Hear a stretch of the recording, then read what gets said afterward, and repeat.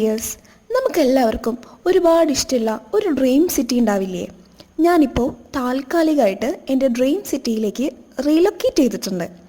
മലപ്പുറത്ത് നിന്ന് കാൽക്കട്ടിക്ക് മാറുമ്പോൾ ഉപ്പ് മുതൽ കർപ്പൂരം വരെയുള്ള ഓരോ ഐറ്റംസും സ്റ്റോർ ചെയ്തിട്ട് വേണമായിരുന്നു. നേരത്തെ പറഞ്ഞതുപോലെ ഇതെൻ്റെ ഒരു ഡ്രീം സിറ്റി ആയതുകൊണ്ട് തന്നെ അവിടെയുള്ള ഓരോ മൊമെൻറ്റ്സും എനിക്കൊരു മെമ്മറി ആയിട്ട് സേവ് ചെയ്യണം എന്നുണ്ട്. അതിന് വേണ്ടിയിട്ടാണ് ഈ വീഡിയോ.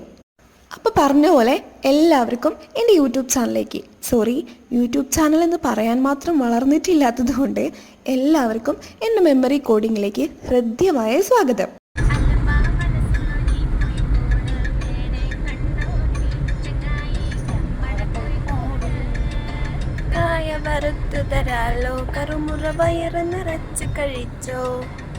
കടലൊക്കെ കാണുമ്പോൾ നമുക്ക് എന്തെന്നില്ലാത്തൊരു നൊസ്റ്റാൾജിയ വരാറില്ലേ? എനിക്ക് വരാറുണ്ട് കേട്ടോ. എന്താണെന്നറിയില്ല, ചെറുപ്പം മുതലേ കടലിനോട് എനിക്കൊരു പ്രത്യേക താല്പര്യമുണ്ട്. അവിടെ ചെന്നിരിക്കുമ്പോൾ അവിടുത്തെ തീര അടിക്കുന്നത് കാണുമ്പോൾ അവിടുത്തെ കാറ്റിന് എല്ലാത്തിനും ഒരു മെമ്മറി ഉള്ള പോലെ എനിക്ക് ഫീൽ ചെയ്യാറുണ്ട്.